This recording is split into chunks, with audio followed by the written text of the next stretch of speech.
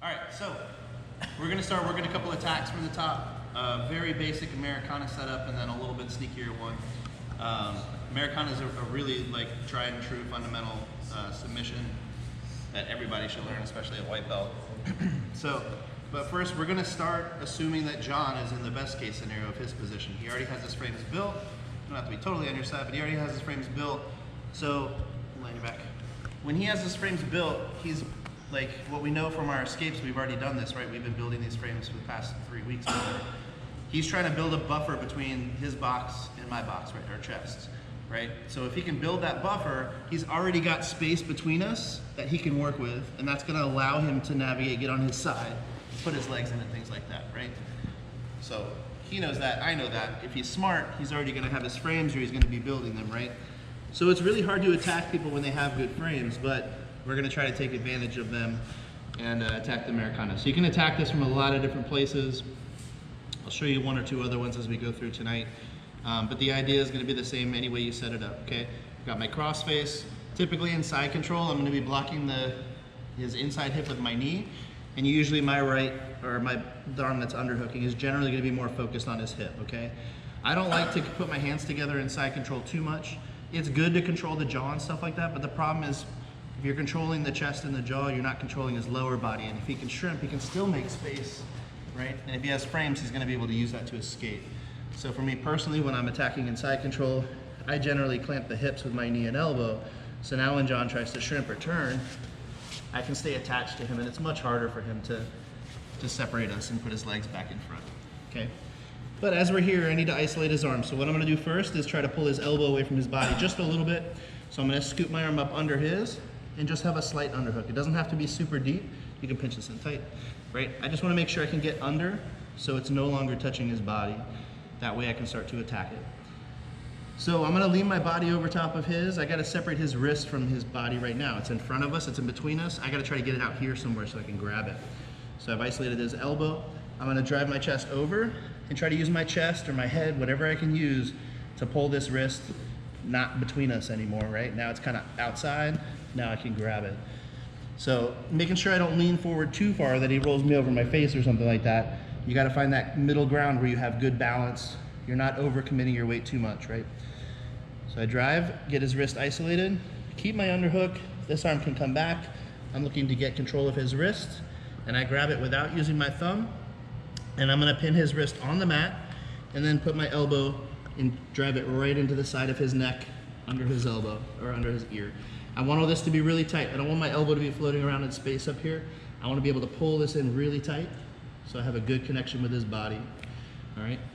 So now I'm just gonna take my hand that's already here. It should already be an underhook, which means it's already in the right place. I'm just gonna reach over my other wrist and connect this wrist as well. And you see what I'm doing here, I'm not using my thumbs, and what I'm trying to do from my perspective, I'm trying to look at the tops of my hands without seeing my fingers at all. So if you could see it from my view, I can't see my fingers, okay? I don't wanna be like this, where I can see the tops of my fingers, and if I have my thumbs in, it's gonna happen. I wanna be able to bring my wrist over so my fingers are on the back side, so I can't even see them anymore, okay? And once I have these grips, I'm keeping everything really tight. My first step is to turn his pinky down towards the mat just a little bit and turn his thumb up away from the mat just a little bit, like you're revving a motorcycle. I'm just gonna turn his pinky down, okay? And now very slowly, I'm gonna work his elbow down towards his hip. So now I'm just gonna pull my right elbow back, start to slide this elbow down, starts to get really tight. John's really flexible, that's why I chose him, because I can go through the entire technique. So I'm pulling this down as far as it goes. Once it stops, now I can start to lift the elbow off the mat until I get the tap, okay? Most people are not gonna get anywhere near that far. A lot of us in here, when you start to get to this point, you turn the wrist, they're already ready to tap. And then the moment you start doing this, most people are gonna tap already, okay? John just happens to have really flexible shoulders, so he's good to drill this on for me, because I can show you the whole thing, right? So I pull the elbow down, lift the elbow up, keeping the wrist pinned on the mat, okay? I don't wanna be up here, okay? I wanna be pinned, anchoring off of his wrist, all right? So back to the beginning. As this frame is built, I have a good cross face, controlling the hip with my right elbow, right? Scooping up under the elbow to isolate the arm a little bit, driving my body over to isolate or separate the wrist, use my shoulder too. This is one thing I do a lot. If I can't use my head or anything else, I can turn my shoulder down because that'll help open up things a little bit more. If he's got this tucked in really tight, yeah. I can use my shoulder to drive this, make it easier to grab. So I pin it down, tuck that elbow in real tight, turn that wrist over top with the other wrist, pinky down, elbow towards the hip, lift for the tap, okay? So just a couple things that are going on here. If you don't turn the pinky down and the pinky's up like this, right? John's got much more flexibility and range of motion in his elbow, okay? When we turn the pinky away, it tightens the ligaments around the shoulder and the elbow, and it makes it way, way, way tighter. Puts a lot more strain on those joints too. And I don't want to finish this up here. A lot of places teach the submission just grabbing here, turning the pinky away, and then lifting. Like John has such range of motion here, it's super hard to finish people from here. Again, the closer I get his elbow down, it shortens those ligaments and tendons, makes the tap happen that much faster. All right, so one more time. Got his frames built, hugging the head, blocking the hip, pinching my right knee and right elbow together, scooping up just a little bit, just to isolate the shoulder, driving forward, using my shoulder if I have to turn, get a good grip on this wrist, bending that on the mat, right? No thumbs, up over the top, no thumbs with that hand either. Turn that pinky down, slide the elbow down, pulling it back towards the hip, and then slowly lifting for the tap, okay? Remember, take these really slow because these do tend to come on pretty quick for most of us. And you don't want to be waiting until the point where it hurts really bad every single rep to tap. Make sure you guys are tapping once things start to get really tight and you start to feel like the pressure really before the pain starts, okay? If you guys go through jiu-jitsu like your entire career and don't tap early enough, you're gonna start arthritis in your shoulders and your elbows and all that. Don't want any part of that. Tap early, tap often, take care of yourselves, all right? Let's go, 1, 2, 3. Fingers, no thumbs thing, I'll make a little bit more detail. So, when you grab onto somebody's wrist, it's not necessarily wrong to do it with the thumb, right? It's not really like bad, it's just not quite as efficient. What happens when I use my thumb, it limits the amount of length I can get with my hand over top. You don't want to have your fingers visible for the reason that brings your wrist into play and your wrist flexibility. Because my wrist is so far away from his wrist, like I'm going to be fighting him using my wrist and my arm. So as he's trying to escape and stuff like that, I'm using it's going to bend my wrist. It's going to make me weaker. But also, my fingers can't really connect very well. So if he pulls his arm out this way, like out that way, yeah, he's going to be able to straighten his arm, okay? We do have follow-up attacks for that, but it's super easy for people to just punch their arm straight if I'm holding it like that. It's really hard. But if I'm hooking over the top like this, now I'm just making a hook and I'm pushing down on the mat. It's really hard for him to straighten his arm and get out of this. And I'm not using any strength at all right now. I'm just kind of just gluing this down. I can tell he's fighting pretty hard, right? It doesn't take much. But also, if you look what's happening to my wrist is totally straight right now. The chance of him bending my wrist and making my arm go like that is really small. So I'm focused on keeping my wrist straight, if not straight, even over a little bit, right? Because this is even even stronger. But watch what happens. This is a big difference with this hand. If my fingers are on the mat, if my fingers are visible, that means the palm of my hand is almost touching the mat and my wrist is bent. So look at how high John's elbow is off the mat right now. There's not hardly any tension in it. John's pretty flexible, so my technique has to be perfect if I actually want to submit him with this. But watch what happens, just bringing my wrist over and then straightening it. Look at how much higher that is. With me not doing any actual work, all I did was just adjust my grip a little bit, okay? So I took my fingers out of the equation, so now I'm able to push down with that big meaty part of my hand, get a good strong like iron lock. I can put a lot of weight into it, it's very powerful. My wrists aren't gonna bend, it's very, very strong. Plus it makes it easier for me to turn my wrist to get those pinkies down. And now I can feel there's already a lot more tension. He'll tell you it's a lot tighter than it was before. Now when he tries to like straighten his arm or move or anything like that, this is really secure. Whereas if I was more like this, yeah, it's hard for me to like even slow him down because my fingers are starting to open, okay? So really keep that in mind. It's a tiny detail, but it'll make your submissions way more efficient. This is good for Americanas, good for Kimuras, straight arm bars from these kind of positions and stuff like that. Now, if it was a no-gi situation and I was grabbing onto John's wrist absolutely use the thumb, right? I want to grab on like a rope, right? If I'm trying to control him. And if I'm trying to submit, you'll find not using the thumbs makes everything just that much stronger. Pinch down everything nice and tight, lift up, get your tap, okay? All right, I want you guys to just do a couple more. Like really try and hide those fingers, like look straight down so you can't see your fingers anymore. See, I can see my fingers. If I turn, you can't see my fingers. That's what I want. Looking down at just the top of your hand. All right, let's go. 1, 2, 3. All right, so when we're in, try this a little more. No, this way. This way. Yeah. Modified scarfold. Again, this is a good position to attack this Americana as well. A lot of times people are going to be trying to frame with that arm, yeah, inside, pushing on your neck and stuff like that. Right, it's the same thing. I can just reach through, grab this wrist, switch, and I'm in a really good spot to start to attack this arm just like before. So modified scarf is a great way to attack it. Mount is a great way to attack Americanas. I mean, but there's a ton of setups. I do them from the guard, I do them from inside of triangles, I do them from the back.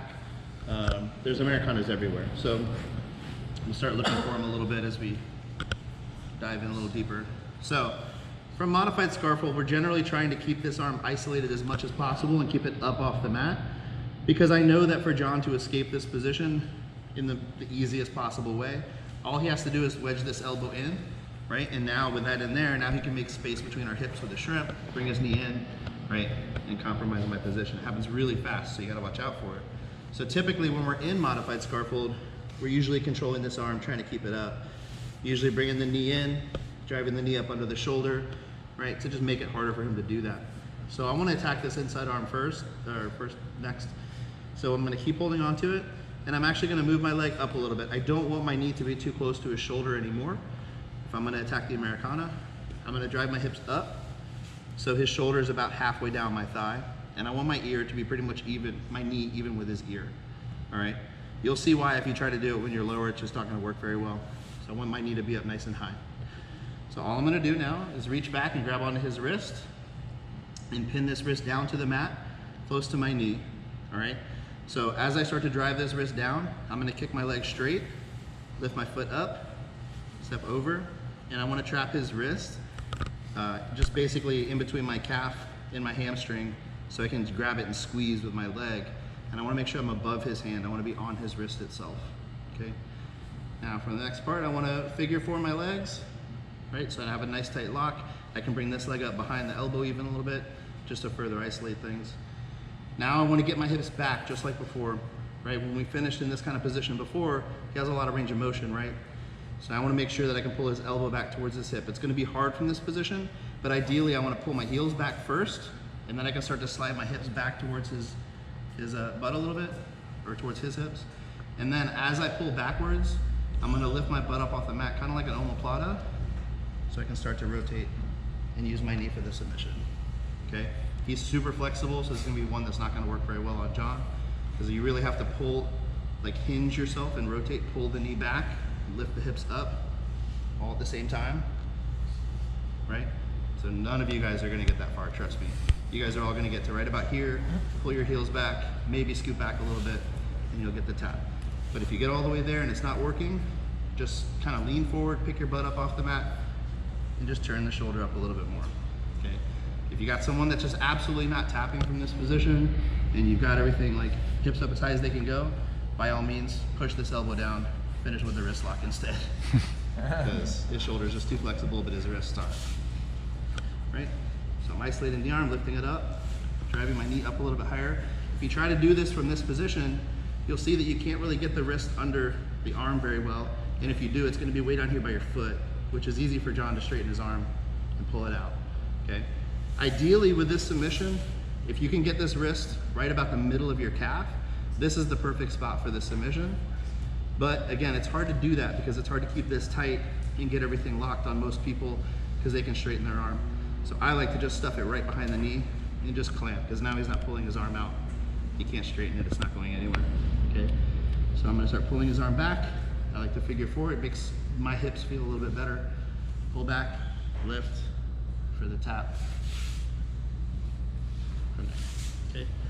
And just make sure you're not leaning back too far as you do this, because remember, they can sit up in kind of rocking chair and kick you over. So I'm leaning forward, drive this knee up close to the ear, grab this wrist, smash it down, step your leg up and over, trap it real tight inside the knee, lock your figure 4, point your knee down to the ground, pull your hips back as close to his hips as you can, and then lift and hinge if you have to. But I promise you guys are gonna be maybe this, and you'll get the tap. Okay, John's insanely flexible in his shoulders. And he doesn't like the tap, so I can see he was in pain through most of that. It makes him tough out. All right, but I don't recommend doing that because it will hurt. All right, ready? 1, 2, 3. One thing that's really good about this setup too is if for some reason you're going and you're pushing the person's hand down and you're starting to do this and they straighten their arm or something and you lose it, right? Just trap this arm, keep it trapped right here, because now you kind of have almost like a crucifix style position where like this arm is completely isolated, and if I just keep a little pinch on his arm, it's going to be really hard for him to pull it out. Now you could technically start messing with his arm with your foot and stuff. You can still Kimura from this position with your legs. You can straight armbar with your legs and stuff like that.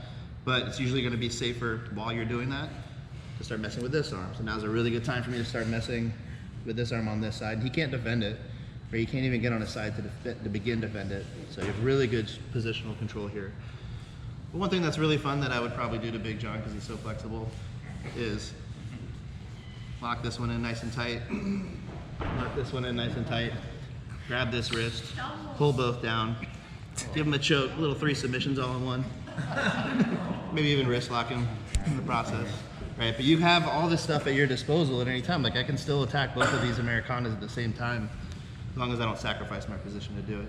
But again, you can also trap the arm, start to attack the neck as well. You've got free reign at the upper body once you have the arms trapped. So it's a pretty solid position. And it also works really well from scarf hold as well. It's the exact same position, exact same thing. Actually might be a little bit tighter from scarf hold because you have a little more of your leg exposed and you're a little tighter up in the armpit. So it's a pretty powerful move. Cool. All right, well, great job tonight, everybody.